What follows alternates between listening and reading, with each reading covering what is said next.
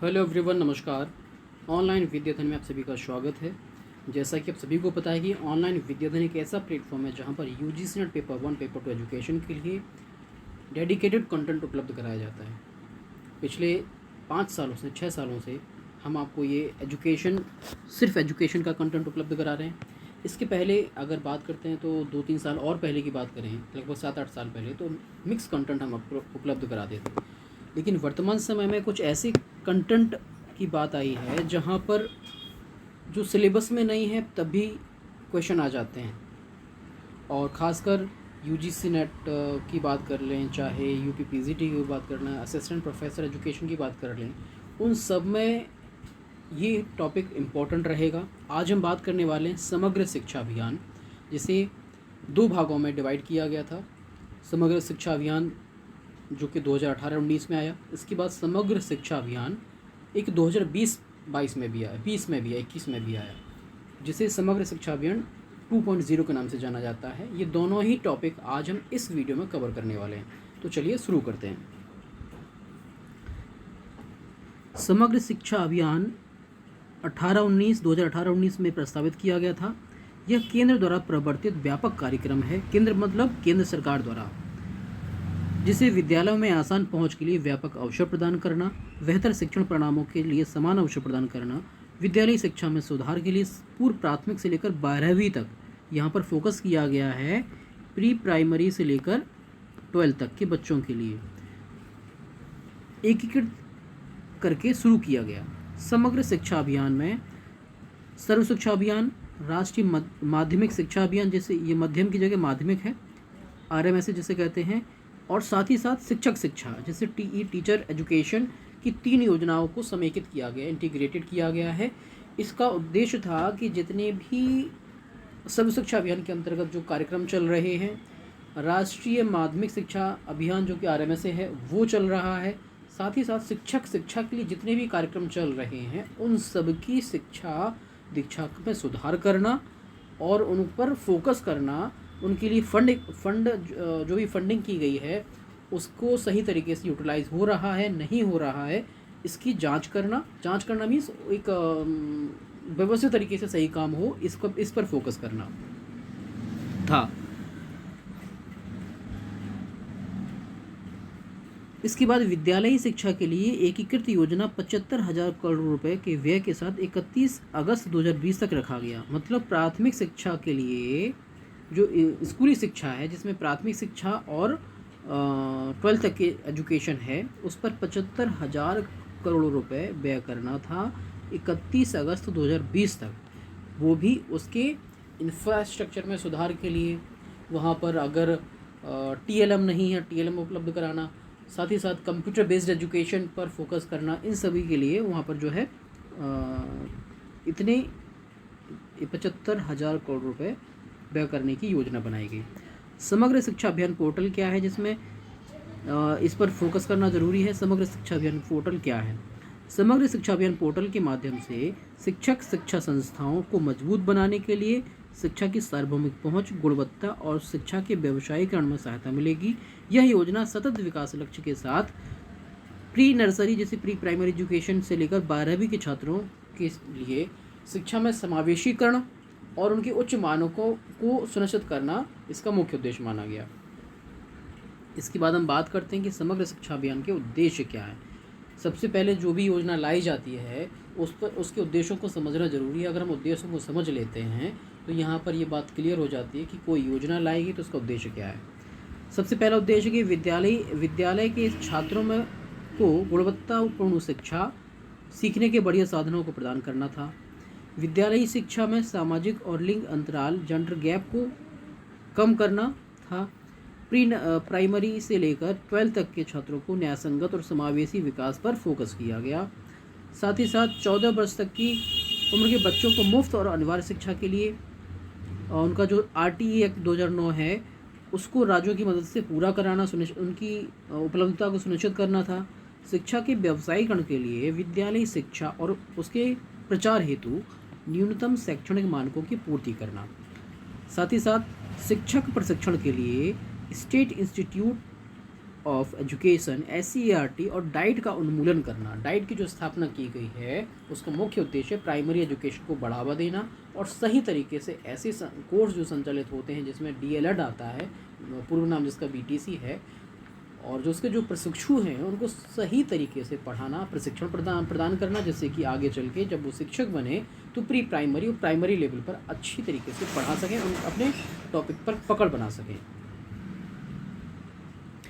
इसके बाद आता है समग्र शिक्षा के तहत सभी राजकीय विद्यालयों को निम्नलिखित रूप से अनुदान प्रदान किया जाएगा। उनमें से एक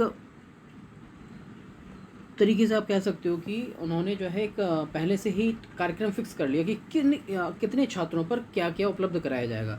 अगर छात्रों की संख्या 1 से लेकर 14 तक है तो विद्यालय को अनुदान 12,500 रुपये दिया जाएगा। छात्रों की संख्या 15 से 100 के बीच में है तो 25,000 रुपये का अनुदान दिया जाएगा। अगर छात्रों की संख्या 101 से लेकर 250 तक है तब विद्यालयों को अनुदान 50,000 रुपये तक का दिया जाएगा। अगर 251 से लेकर 1,000 तक है तो 75,000 रुपये का, और 1,000 से अधिक बच्चे किसी विद्यालय में हैं तब वहाँ पर 1 लाख रुपये का अनुदान सरकार की तरफ से, केंद्र सरकार की तरफ से दिया जाएगा। यहाँ पर ये इम्पोर्टेंट पॉइंट ये बन जाते हैं, ये अनुदान वाली पॉइंट बन जाते हैं। ठीक है। दूसरा ये कि समग्र शिक्षा अभियान कब लाया गया। समग्र शिक्षा अभियान 2 हैं, जैसे कि मैंने पहले ही आपको बताया। समग्र शिक्षा अभियान अगर पूछा जाता है तो आपको 18-19 बताना है। समग्र शिक्षा अभियान 2.0 बताना है तो उसके लिए अलग आगे चल के हम पढ़ेंगे, तब उसके बारे में डिस्कशन करेंगे। इसके बाद है विद्यालय अनुदान में 10% भाग स्वच्छता कार्य योजना, जिसे स्वच्छता के क्षेत्र में बहुत सारा कार्य वर्तमान समय में केंद्र सरकार के द्वारा किया जा रहा है, उस पर फोकस किया जा रहा है कि स्वच्छता पर फोकस किया जाए। जो भी अनुदान दिया जाएगा उसमें 10% भाग स्वच्छता के लिए खर्च किया जाए। पुस्तकालय अनुदान प्राथमिक, माध्यमिक और विद्यालय स्तर पर क्रमशः 5,000 रुपये और 10,000 रुपये, और जिसमें 10th और 12th लेवल की बात करते हैं तो वहाँ पर 15,000 रुपये वार्षिक अनुदान स्कूल पुस्तकालय को बढ़ावा देने के लिए दिया जाएगा।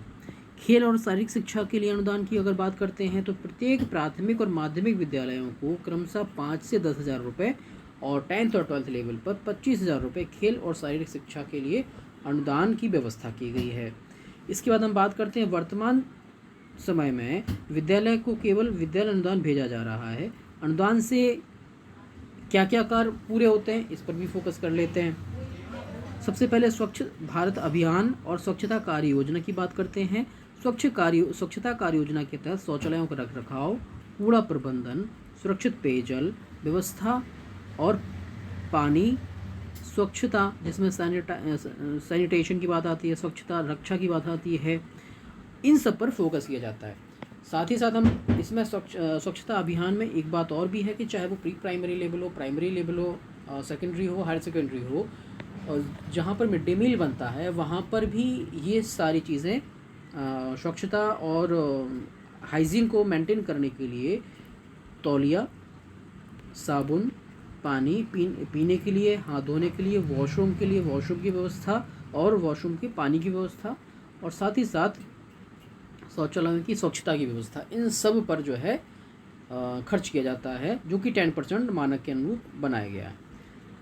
स्वच्छता के लिए जो मैंने अभी आपको धनराशि बताई थी वो इस तरीके से है। अगर 1 से लेकर 14 बच्चे हैं तब विद्यालय को जो अनुदान दिया जाएगा 12,500, और जिसमें स्वच्छता के लिए 10% वही 12,500 हो जाएगा। 15 से 100 के बीच में 25,000 रुपये, 100 से 250 के बीच में 50,000 रुपये। छात्रों की संख्या अगर 251 से 1,000 के बीच हो जाती है तो ये मान के चलिए कि यहाँ पर 75,000 रुपये जो अनुदान दिया जा रहा था ये 7,500 हो जाएगा, और 1 लाख का यहाँ पर 10,000 हो जाएगा। यहाँ पर एक कन्फ्यूज़न यहाँ पर ये हुआ है, स्वच्छता कार्य योजना का 10% देना है सिर्फ, ये 12,500 है तो यहाँ पर 12,050 हो जाएगा, ज़ीरो यहाँ से एक हट जाएगा, और 25,000 का 2,500 रह जाएगा, और ये 50,000 का 5,000 हो जाएगा। तो यहाँ पर ये मिस्टेक है, टाइपिंग मिस्टेक है, इसको थोड़ा सा ध्यान रख लीजिएगा। इसके बाद अगर हम बात करते हैं समग्र शिक्षा अभियान की मुख्य विशेषताओं की, तो समग्र शिक्षा अभियान का मुख्य उद्देश्य है कि शिक्षा के समग्र विकास पर या समावेशी विकास पर, ऑलराउंड डेवलपमेंट पर फोकस करना, सभी बच्चों के ऑलराउंड डेवलपमेंट पर फोकस करना, प्रशासनिक सुधार लाना, शिक्षा नीतियाँ जो बनाई गई हैं उसमें शिक्षा नीति में वृद्धि करना, शिक्षा की गुणवत्ता पर विशेष जोर देना, डिजिटल शिक्षा जिसे वर्तमान समय में बहुत ज़्यादा फोकस किया जा रहा है। जब से कोविड-19 आया, ऑनलाइन एजुकेशन में बहुत ज़्यादा उछाल मार दिया, क्योंकि सभी लोग घर पर थे, नहीं पढ़ पा रहे थे। उस समय मैंने भी अपने स्तर पर बहुत लोगों की मदद करी है, फ्री ऑफ कॉस्ट मदद करी है। और यहाँ तक कि अगर बात करते हैं कि हमारा ऑनलाइन विद्याधन यूट्यूब चैनल जो है, जिसमें 450 से अधिक वर्तमान में वीडियोज़ पड़े हैं, फ्री ऑफ कॉस्ट हैं और कंटेंट एकदम क्वालिटी वाला है। हाँ, एक छोटा सा उसमें एक फ़ॉल्ट भी है। वो फ़ॉल्ट ये है कि इंटरनेट इश्यू की वजह से जो लाइव क्लासेस ली गई थी उनमें थोड़ा सा ब्लर हो रहा है बस। इसके अलावा अगर उसको आप नज़रअंदाज कर दें तो कंटेंट A1 क्लास है। और जो अपलोड किए गए वीडियो हैं, जैसे कि ये मैं आपको अपलोड करके दे रहा हूँ कि जिससे कि ब्लर ना हो, तो इसमें कोई समस्या नहीं है। बस सिर्फ प्रॉब्लम ये है कि फ़ेस टू फेस हम सिर्फ इंटरेक्शन नहीं कर पाते हैं। लेकिन अगर आपकी कोई क्वेरी है तो क्वेरी के लिए आप हमारे कमेंट बॉक्स में कमेंट ज़रूर करिएगा। उस कमेंट को हम पढ़कर उसकी प्रतिक्रिया ज़रूर देते हैं, उसका आंसर ज़रूर देते हैं। और कोई नया टॉपिक आपको चाहिए है तो वो भी आप मुझे कमेंट बॉक्स में कमेंट कर सकते हैं, जिससे कि हम आपकी रिक्वायरमेंट को पूरा कर सकें। इसके बाद हम आगे बढ़ते हैं। विद्यालयों को सुदृढ़ करना।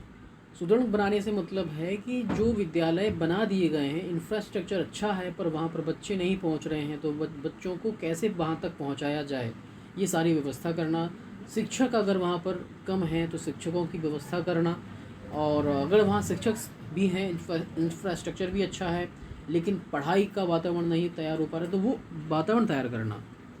इसके बाद है लड़कियों की शिक्षा, समावेशन, कौशल विकास पर ध्यान केंद्रित करना, क्षेत्रीय संतुलन, खेल और शारीरिक शिक्षा पर जोर देना। इसके बाद हम बात करते हैं समग्र शिक्षा अभियान 2.0 की। जैसे कि मैंने आपको पहले बताया था, समग्र शिक्षा अभियान 2 लाए गए। पहला समग्र शिक्षा अभियान 18-19 में लाया गया और इसके बाद 18-19 का जैसे ख़त्म हुआ, इसके बाद उसको अपडेट करके 2020 में एक नया कंसेप्ट लेकर आई है, समग्र शिक्षा अभियान 2.0, जो कि अगस्त 2021 में इसको मंजूरी दे दी गई। केंद्र सरकार के द्वारा इसको मंजूरी दे दी गई। इसके बाद इस योजना के माध्यम से प्री प्राइमरी से लेकर 12वीं तक के सभी आयामों को शामिल कर लिया गया। उसमें कुछ निश्चित आयाम थे कि किन किन आयामों पर हमें फोकस करना। यहाँ पर ऑल जितने भी एस्पेक्ट्स थे एजुकेशन से रिलेटेड, सारे एस्पेक्ट्स को कंप्लीट कर उसमें जो है समावेशित कर लिया गया। और यह योजना राष्ट्रीय शिक्षा नीति 2020 की सिफारिश के अनुरूप बनाई गई, जिसमें शिक्षा संबंधी विकास लक्ष्य भी शामिल हैं। समग्र शिक्षा अभियान 2.0 के अंतर्गत आने वाले वर्षों में चरणबद्ध तरीके से विद्यालय में बाल वाटिका, स्मार्ट कक्षा, प्रशिक्षित शिक्षकों की व्यवस्था की जाएगी। इसके अलावा एक आधारभूत ढांचा, व्यावसायिक शिक्षा, रचनात्मक शिक्षण विधियाँ की व्यवस्था वहाँ पर उपलब्ध कराई जाएगी। साथ ही साथ विभिन्न पृष्ठभूमि के जो बच्चे हैं, बहुभाषी आवश्यकता वाले बच्चे हैं या विभिन्न क्षमताओं वाले जो बच्चे हैं, उन सब को जोड़ा जाएगा।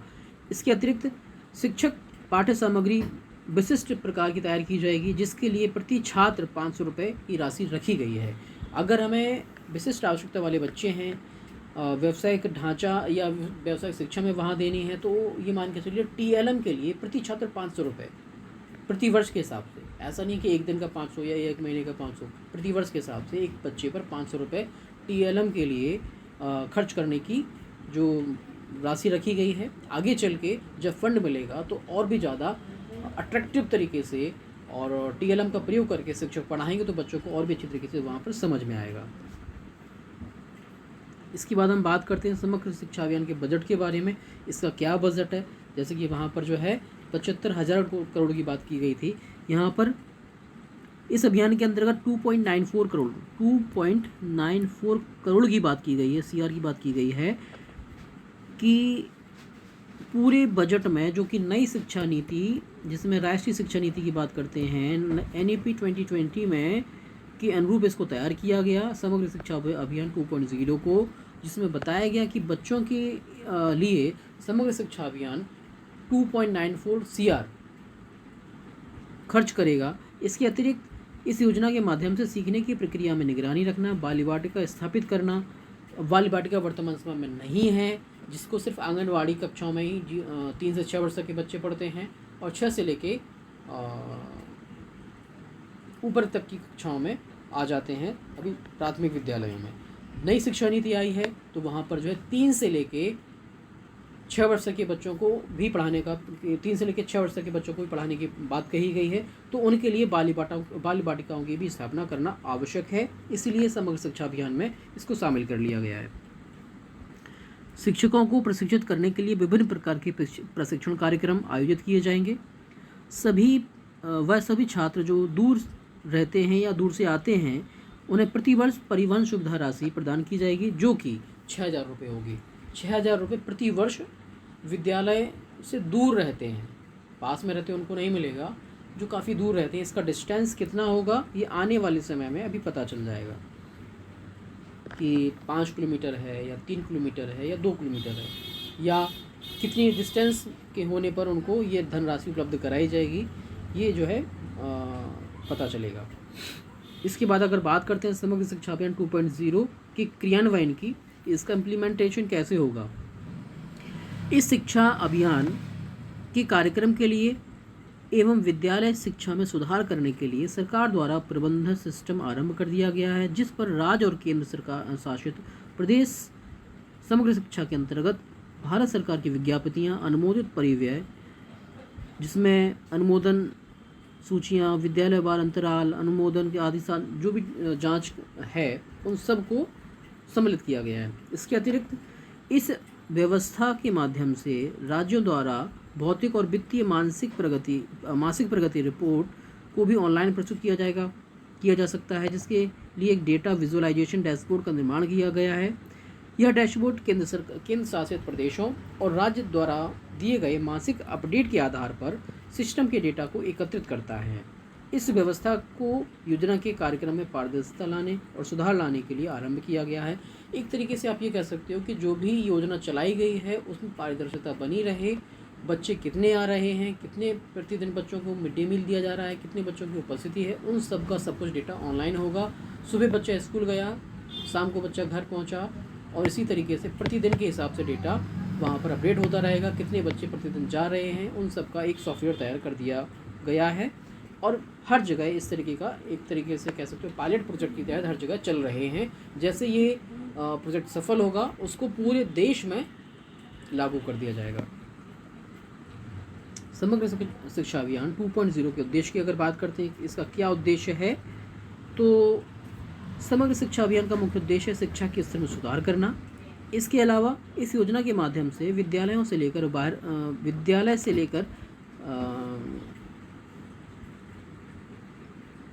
का मतलब है कि प्री प्राइमरी से लेकर 12वीं कक्षा के सभी आयामों को शामिल किया जाएगा, जिसमें छात्रों को बेहतर शिक्षा उपलब्ध कराई जा सके।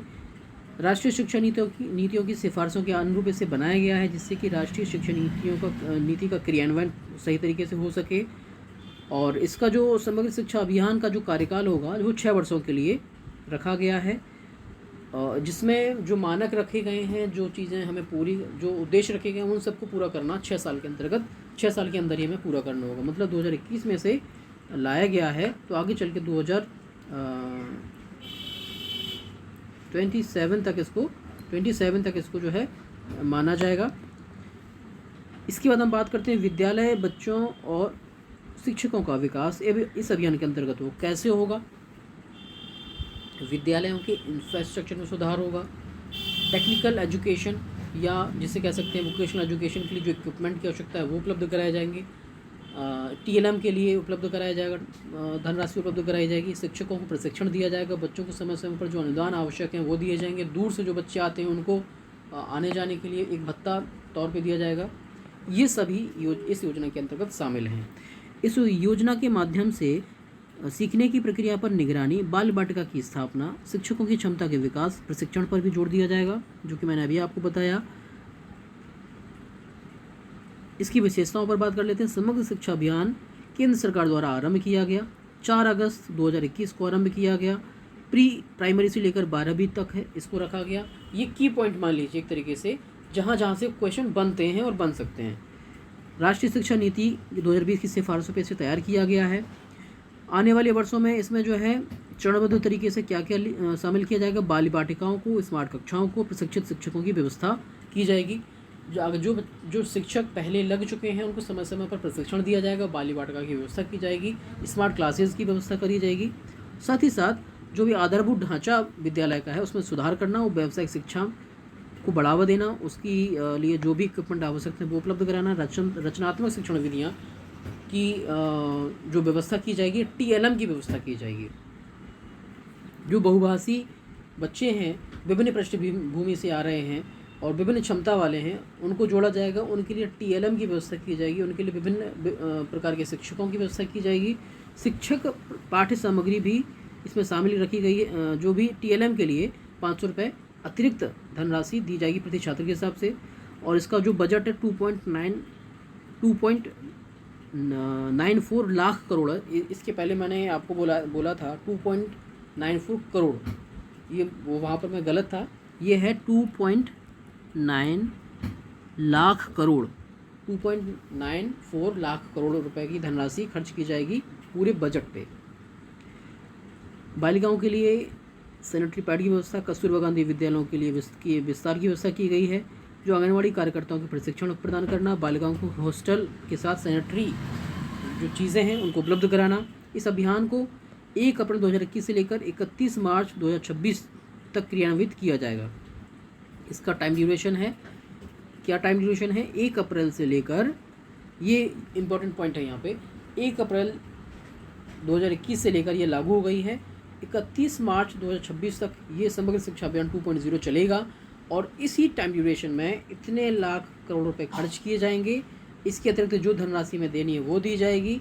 और ये सब चीज़ें जो हमें अभी तक मैंने आपको बताई हैं उन सब को सुधार करके एक नई तरीके का इन्वायरमेंट क्रिएट किया जाएगा विद्यालयी शिक्षा में। जब विद्यालयी स्तर पर शिक्षा अच्छी होगी तो निश्चित तौर पे हायर एजुकेशन में जब बच्चा पहुंचेगा तो एकदम अच्छा बच्चा पहुंचेगा जो हायर एजुकेशन में जाना चाहता है। जो नहीं जाना चाहता है वो व्यावसायिक शिक्षा प्राप्त करके व्यवसाय को स्थापित कर सकता है, क्योंकि व्यावसायिक शिक्षा की भी बात यहाँ पर कही गई है।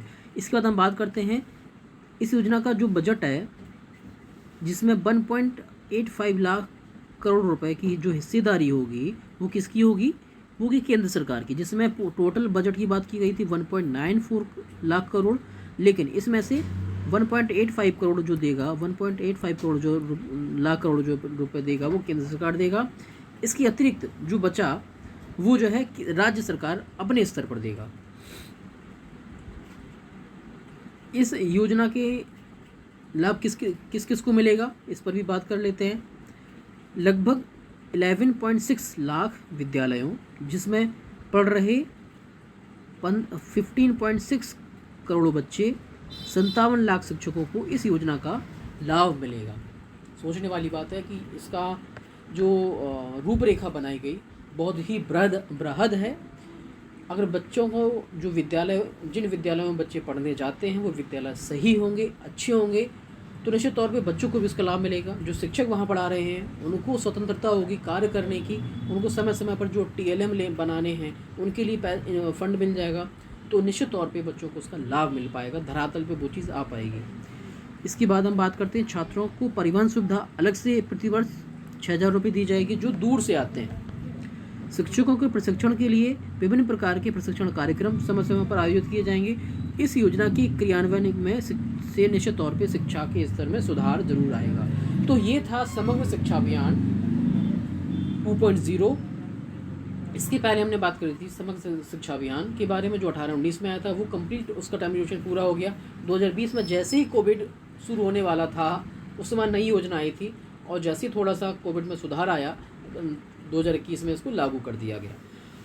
यहाँ पर हम बात कर लेते हैं हमारे ऑनलाइन विद्याधन के द्वारा चलाए जा रहे कोर्सेज़ के बारे में। जो भी छात्र हमारे साथ मिलकर तैयारी करना चाहते हैं UGC नेट एजुकेशन के बारे में, हम यहाँ पर आपको बता दें कि अगर आप हमारे साथ मिलकर तैयारी करना चाहते हैं तो सबसे पहले ऑनलाइन विद्याधन ऐप को डाउनलोड कर लीजिएगा, जो कि आपको प्ले स्टोर पर जाके मिल जाएगा, जिसमें हम आपको देंगे 150 घंटे की live classes, 222 recorded classes available हैं, 51 मॉक टेस्ट अवेलेबल हैं, PDFs आपको मिल जाएगा, PDF रीडेबल मोड में भी अवेलेबल है, डाउट क्लियरिंग सेशन हमारे चलते हैं। इसके अलावा जो भी आवश्यक होगा एग्ज़ाम से रिलेटेड वो सारी चीज़ें हम आपको उपलब्ध कराएंगे। सबसे पहले आप जाइए ऑनलाइन विद्याधन ऐप को डाउनलोड करें, जिससे कि आपको पता चल सके कि इस ऐप में है क्या। अगर आपको कोई क्वेरी है तो क्वेरी के लिए आप मुझे कॉल कर सकते हैं हमारे नंबर पर, जिसका जो नंबर है 7054111550। इस नंबर पे आप व्हाट्सएप भी कर सकते हैं, कॉल भी कर सकते हैं। आशा है कि ये वीडियो हमारा आपको पसंद आया होगा। वीडियो अच्छा लगा तो वीडियो को लाइक करें, शेयर करें, चैनल को सब्सक्राइब करना ना भूलें। मिलते हैं नए वीडियो में, तब तक के लिए नमस्कार।